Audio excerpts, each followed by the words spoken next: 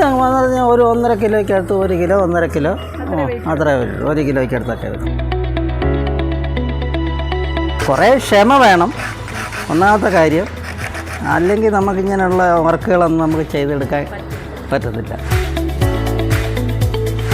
പഴയ രീതി കാളവണ്ടി നമ്മൾ കാലഹരണപ്പെട്ടിരിക്കുക. അപ്പോഴത് ഇങ്ങനെ രംഗത്ത് കൊണ്ടുവരാനായിട്ട് ആഗ്രഹമുണ്ട്.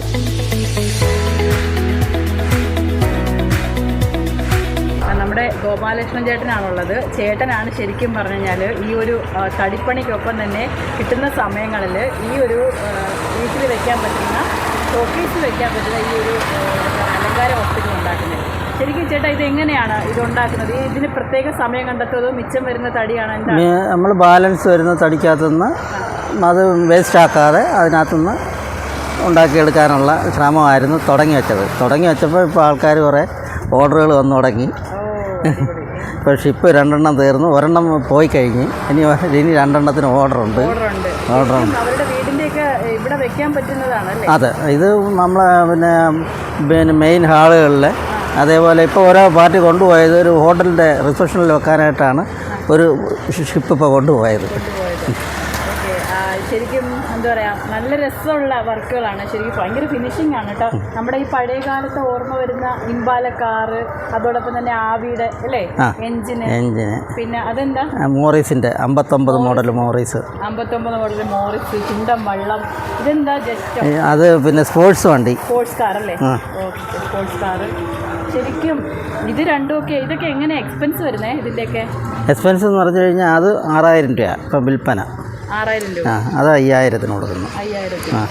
ഇത് ചെറുതൊരെണ്ണം പണിതുകൊണ്ടിരിക്കുന്നത്, അത് ഓർഡറാണ്. ചെറിയൊരു ഒരെണ്ണം എന്ന് പറഞ്ഞാൽ അവരുടെ ഷോക്കേസ് കൊള്ളത്തക്ക രീതിയിൽ ഒരെണ്ണം പണിതുകൊണ്ടിരിക്കുകയാണ്. ഉണ്ട്, കൂട്ടത്തിൽ സമയം കിട്ടുമ്പോൾ ചെയ്യുന്നതാണ്.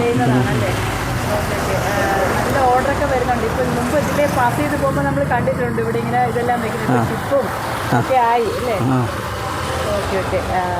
ഇതിനൊക്കെ ഓർഡറുണ്ടോ? ഇതിനൊക്കെ ഓർഡറുണ്ട്. എത്ര കിലോ?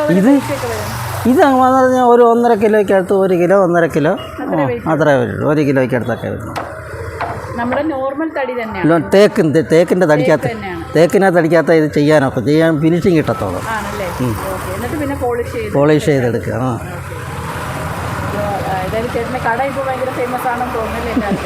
ഇപ്പോൾ 1-2 പേര് വാട്സപ്പിലൊക്കെ ഇട്ട് അത് കണ്ടു കാണുമല്ലോ നിങ്ങളൊക്കെ. വാട്സപ്പിലിട്ട് മറ്റേ പിന്നെ യൂട്യൂബിലിട്ട് കായംകുളത്തുള്ളൊരു ഡോക്ടർ ഒന്ന് എടുത്തിട്ട് പുള്ളി ഒരു സാധനം കൊണ്ടുപോയിട്ട് പിന്നെ അത് യൂട്യൂബിൽ പ്രസൻറ്റ് ഇട്ടിട്ടുണ്ട്. തടിയിൽ വിസ്മയം തീർത്ത ഗോപാലകൃഷ്ണൻ ചേട്ടൻ പറഞ്ഞു കിട്ടുക.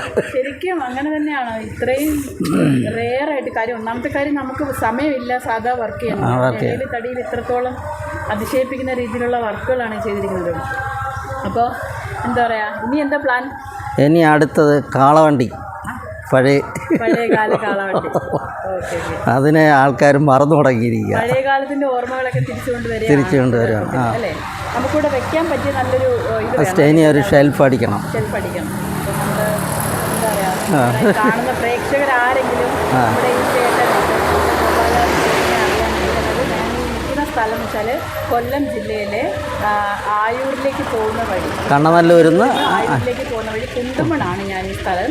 ഈ സ്ഥലത്ത് ചേട്ടൻ്റെ ഓപ്പോസിറ്റ് ജിലാനി LP സ്കൂള്,